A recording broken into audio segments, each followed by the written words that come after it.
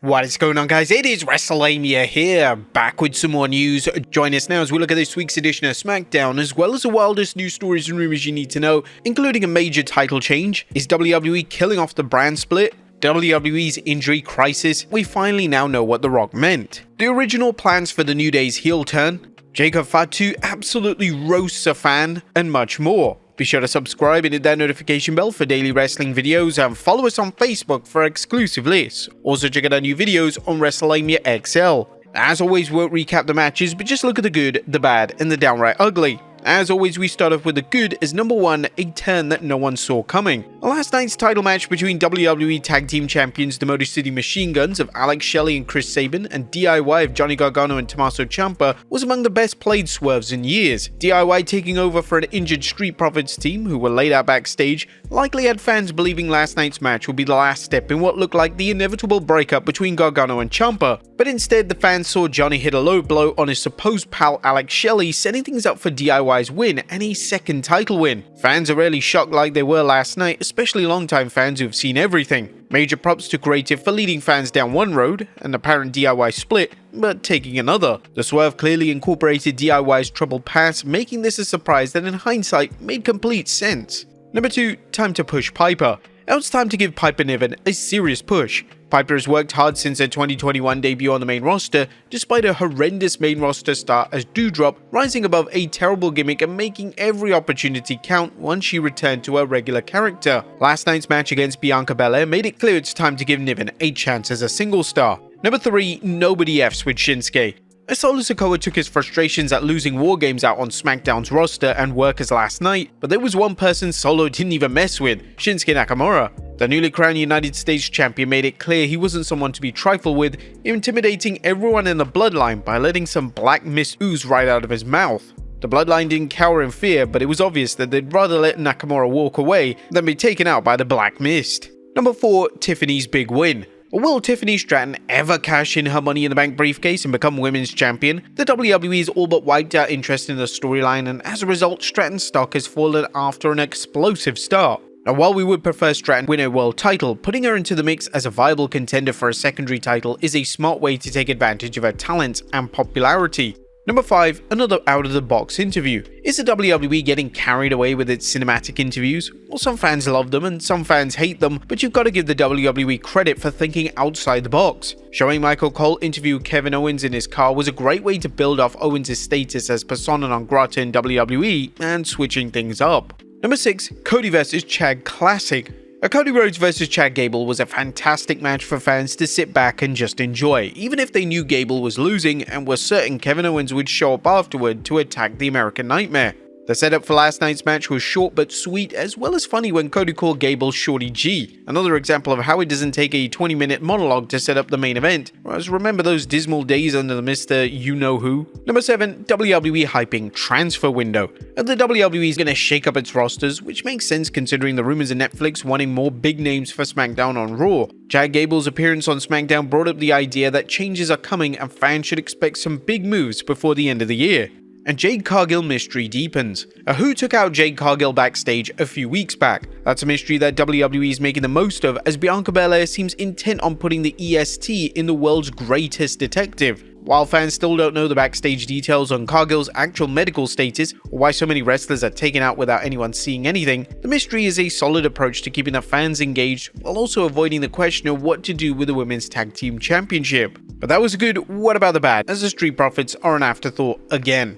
Now, how the mighty have fallen. The Street Profits Montez Ford and Angelo Dawkins have gone from Triple Crown Tag Team Champions to the wrestling equivalent of props. Now, you know things are bad when your TV time is spent laid out in the backstage area, and while it's arguably better than stuck in catering, it's yet another example of the Profits' fall from grace. Now, there was nothing downright ugly. Smackdown was another example of how the WWE storytelling moves like clockwork from one event to another, entertaining fans while building anticipation for next week's show and special events like PLEs or, in this case, Saturday night's main event. What do you guys think of the Blue Brand last night? Let us know in the comments down below.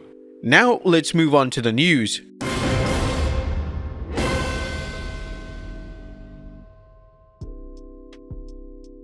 Now, first story looks at WWE killing off the brand split. On top of today's news is a big question brought up on last night's Smackdown. What's the transfer window that was brought up by Chad Gable? American Made's leader interrupted Cody Rhodes and told the Undisputed Champion that Smackdown general manager Nick Aldis invited him to the Blue brand to discuss moving from Raw, a move that caught some fans off guard. Sports Illustrated is reporting that after Chad's segment with Cody, Michael Cole provided more information indicating that all three brands are working together to shake up the Raw, SmackDown and NXT rosters, and that the transfer will be shaking things up in a major way ahead of the Raw move to Netflix. And you may recall reports that Netflix was hopeful that the major SmackDown superstars such as Cody Rhodes and Roman Reigns would show up on Raw for the Netflix debut. Although the WWE has played fast and loose with the brand split, fans were curious whether the WWE would find a storyline way to explain guest appearances. But now it appears that wrestlers might be jumping ship before the rumored 2025 draft. The USA Network tweeted the news, informing fans, breaking news, WWE has announced a transfer window between SmackDown, Raw and NXT which will see the GMs discuss moving superstars across brands. Now this is potentially good news as there are several superstars stuck in a rut on Raw and SmackDown as well as NXT talents who are ready for a call up to the main roster. While this latest shakeup is a reminder of how the WWE draft is absolutely meaningless, other than to give a boost to Raw and SmackDown's ratings during the draft episodes, it has the potential to give some talent a fresh coat of paint and create new matchups. Now, there were only rumors a few weeks ago that the WWE is relaxing the brand split, but is this the first move to actually killing it all together? Right now, the brands kinda mean nothing anyway. We didn't even get brand warfare at Survivor Series, so what's the point in carrying it on? What do you guys think of the WWE's transfer window? Next up, the original plans for the New Day heel turn. The WWE Universe had some sad surprises this week, chief among them Xavier Woods and Kofi Kingston's heel turn when they told New Day teammate Biggie that they don't need him and they're tired of waiting for him to recover from his neck injury. However, a new report from Dave Meltzer states that this wasn't WWE's original plan. While they were apparently always going to turn Kofi and Xavier heel, this week's Observer explained how Odyssey Jones would have factored into the storyline. When Odyssey Jones came in, they were going to tease issues with them not getting along, but it would end up with Kingston and Woods going heel by choosing Jones and have them publicly replace E. But then Jones got fired and the whole thing was put on hold. Jones was abruptly fired by the WWE this summer after a main roster debut in August and a storyline with Woods and Kingston. While nothing has been confirmed, one rumor is the domestic violence allegations against Jones led to the WWE releasing him, although there are no reports of any arrests made. Next up, WWE Injury Crisis. Now it seems like every day we seem to hear more and more superstars getting injured, and the War Games match certainly took a toll on many of those wrestlers. Fightful Wrestling reports there are 3 competitors dealing with War Games related injuries. Bronson Reed, a broken foot, Jimmy Uso, a broken toe, and now Tonga Loa, a torn bicep. The WWE needs to ask whether the sick bumps that superstars like Jimmy Uso and Bronson Reed are worth the injuries. While War Games matches are now based on the idea of one hotspot after another, wrestlers' attempts to outdo the previous year's event are not without consequences.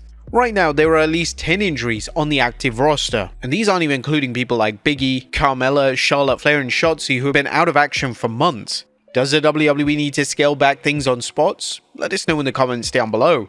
Next up, Bronson Reed broke his foot. Now, Bronson Reed is set for surgery sometime this week, at least that's a report from PW Insider, which notes Big Bronson is going under the knife in Birmingham, Alabama to repair the foot he broke during this year's War Games match. Sadly, Bronson's injury has shelved the WWE's plans for the awesome Australian. PW Insider recently reported that Reed was booked for steel cage matches against Seth Rollins during the WWE's upcoming holiday tour. Now, we're wishing the best to all the superstars that are injured, including Bronson Reed, and we hope that the surgery is successful. Next up, Rock Rumors. Now it's time for a quick reminder on the report of the various news sites that have milk dried the Rock's status for WrestleMania 41. Now we want to inform viewers that despite many news sites reporting on The Rock's presence or absence this year at Mania, the current story is that WWE is booking the show with the idea that he won't be available, but surely WWE will find a way to bring him in should things change. Right now, Netflix are even hopeful that The Rock will appear on the Raw debut of Netflix on January 6th. If that happens, Raw's Netflix debut is going to be huge. Next up, we finally now know what The Rock meant. Now remember when The Rock returned at Bad Blood and just put up a simple 3 fingers? Was it to confirm Moana 3? Was it to confirm that he'll be back in 3 months? Does it outline the number of seconds that it would take to pin Solo Sikoa? Well no, now we actually finally know, as Fightful Select have confirmed that WWE had no plan whatsoever. It was just to get The Rock on screen, and possibly throwing up the cryptic message just meant nothing. Now The Rock is The Rock, and it seems that whenever he wants to do something with WWE, he'll just go out and do it. And finally, Jacob Fatu roasts a fan. And last but not least, Jacob Fatu is a man of a few words, which made his comments toward an apparently abusive fan all the more meaningful and hilarious. A fan told Jacob Fatu he sucked, to which the Samoan werewolf kept it real, telling the fan, "Your mama sucked D." Do you think these exchanges are further proof that WWE should embrace a TV-14 format for Raw? Let us know in the comments down below, and I'll see you next time with some more wrestling content.